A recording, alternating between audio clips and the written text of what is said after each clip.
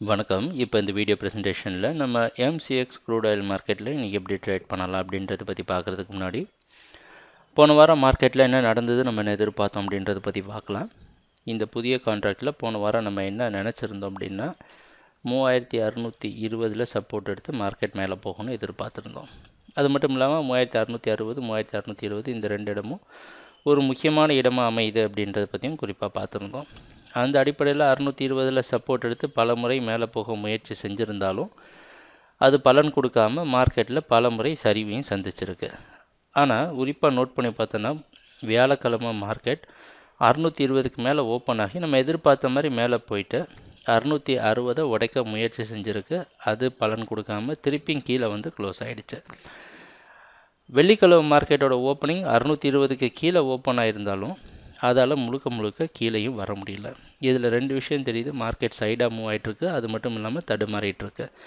முழுமையாக கீழே வர்றதுக்கும் மார்க்கெட்டில் ஸ்ட்ரென்த் இல்லை, உடைச்சிட்டு மேலே போகிறதுக்கும் ஸ்ட்ரென்த் இல்லாமல் ரொம்ப யோசிச்சுட்டு ஒரு இக்கட்டான இடத்துல இருக்குது அப்படின்றது நமக்கு புரியுது. இன்றைக்கி மார்க்கெட்டோட ஓப்பனிங் அதே இடம் நேற்று எங்கே க்ளோஸ் ஆச்சோ, அதாவது வெள்ளிக்கிழமை மார்க்கெட் க்ளோசிங் பக்கமே ஓப்பன் ஆகிறதுக்கு வாய்ப்பு இருக்கிற மாதிரி வெளிநாட்டில் இருக்கிற ஐஎம்எக்ஸ் மார்க்கெட் வச்சு பார்க்குறப்ப தெரியுது. அதனால் கொஞ்சம் பார்த்து கவனமாக ட்ரேட் பண்ணணும். ஏன்னா போன வாரம் ஒரு முறை பார்த்திங்கன்னா நம்ம எதிர்பார்த்த மாதிரி மார்க்கெட் மேலே போகாமல் ஸ்டாப் லாஸும் ட்ரிகர் ஆகிருக்கு. அந்த அடிப்படையில் நம்ம என்ன பண்ணலாம் அப்படின்னா 3590 இந்த இடம் தான் மார்க்கெட்டோட லோவாக இருந்திருக்கு பல முறை. February 17 இந்த இடத்துல தான் சப்போர்ட் எடுத்திருக்கு. இந்த ஜோனை உடைச்சிட்டு கீழே வர சமயத்தில் செல் பண்ணிவிட்டு 3632 ஸ்டாப் லாஸ் வச்சு ட்ரேட் பண்ணால் இதை வந்து ஒரு பிரேக் டவுன் ட்ரேடிங் அப்படின்றோம். மார்க்கெட் கீழே சப்போர்ட்டை உடைச்சிட்டு கீழே போகிற சமயத்தில் ஸ்டாப் லாஸை குறைவாக வைக்கிறோம்.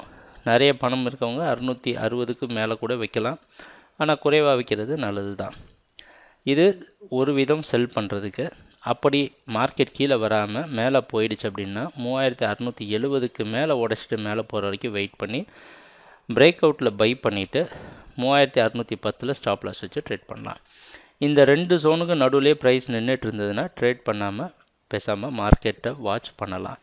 ஸோ இதுதான் நம்மளுடைய திட்டம். ஏன்னா இந்த ரெண்டு ஜோனுக்குள்ளேயுமே அதிகமாக ட்ரேட் பண்ணி லாஸ் பண்ண வேண்டாம் அப்படின்றது தான் நம்மளோட எண்ணம். ட்ரேடிங் நடக்கிறப்போ பார்ப்போம் என்னென்ன மாற்றங்கள் வருதுன்னு எங்கள் வீடியோ ப்ரெசன்டேஷனை தொடர்ந்து பார்த்துட்டு இருந்ததுக்கு மிக்க நன்றி, மகிழ்ச்சி, வணக்கம்.